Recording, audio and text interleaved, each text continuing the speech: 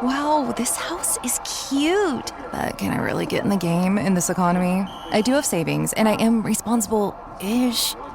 Ugh, I should bury it. I'm being wild. But what if I'm not being wild, though? Could I actually score a... Kick off your home buying journey with Zillow's new BuyAbility tool. It makes it easy to find out what you can afford, so you can get off the bench and onto the playing field with confidence. Check your BuyAbility, only on Zillow. Today at T-Mobile, I'm joined by a special co-anchor. What up, everybody? It's your boy, Big Snoop Double G. Snoop, where can people go to find great deals? Head to T-Mobile.com and get 4 iPhone 16s with Apple Intelligence on us, plus 4 lines for $25. That's quite a deal, Snoop. And when you switch to T-Mobile, you can save versus the other big guys' comparable plans plus streaming. Respect. We up out of here. See how you can save on wireless and streaming versus the other big guys at T-Mobile.com/switch. Apple Intelligence requires iOS 18.1 or later.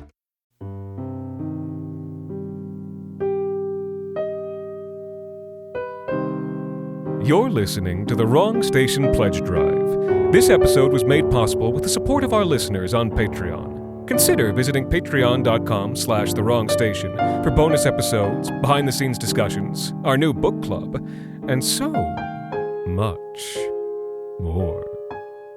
Today, The Wrong Station is proud to present Cable by Alexander Saxton.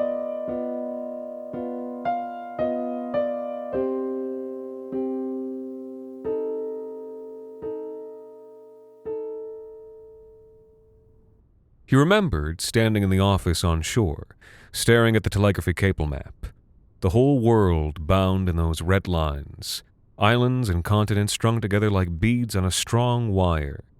The technological sublimeness of it, the mastery of humanity over this globe. Now, out on the gray main, all of it seemed so distant and false. For 10,000 times the distances I could see, all was tossing gray. No steady place to set foot, to even set a still craft. All just tossing strangeness. Next to him, the winch was groaning.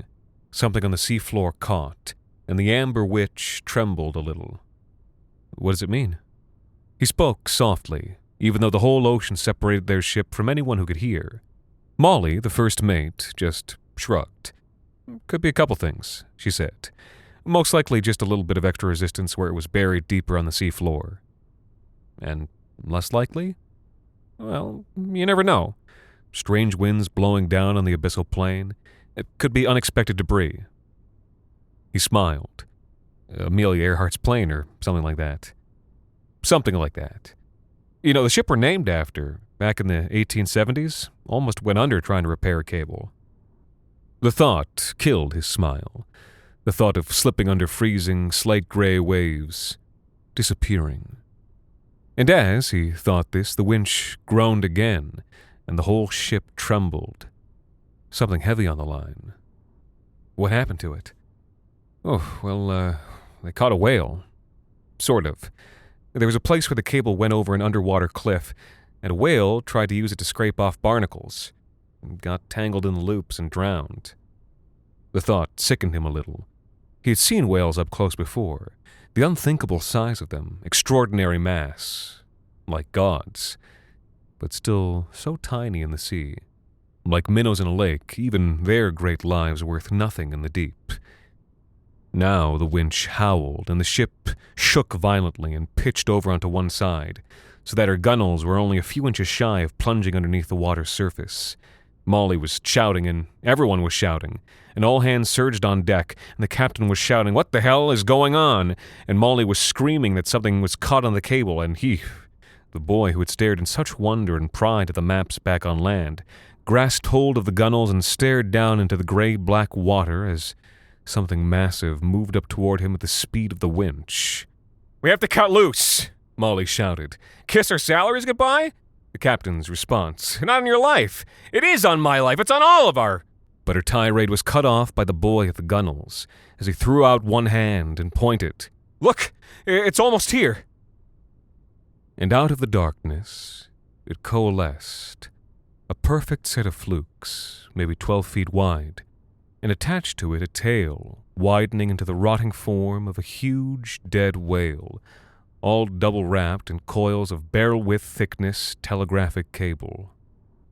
The carcass breached surface with an unbearable stink, almost sending the ship over on its other side.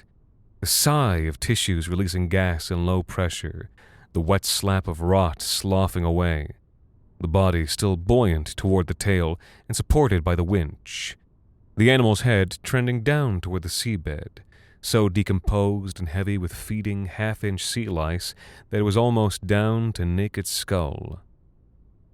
None of which should have been so strange. None of which should have made a seasoned crew step forward in awed silence and stand staring at the body trailing weirdly from their ship. Not a whale's skull, but a human one, fully 15 feet across, all but sea-bleached, grinning at the deep. "Let it go," the captain said at last. "Let it go. The cable can't be salvaged." And so they opened up the grapple at the winch's end. The ship rebounded on its keel. Cable and carcass struck the water with a stinking wave that spattered the crew, and the smell of which would not wash out of their clothes for weeks to come. All watched as the strange carcass swam back down to its abyssal home. Swimming? Truly swimming? Or was that just an illusion of the waves? "No, listen to this, all of you," the captain's voice trembling. "None of us will ever speak of this again. You understand?" In years to come, the boy still looked at maps. But when he did, the lines all seemed so thin. And the great Dead Sea would slowly spread to fill his eyes.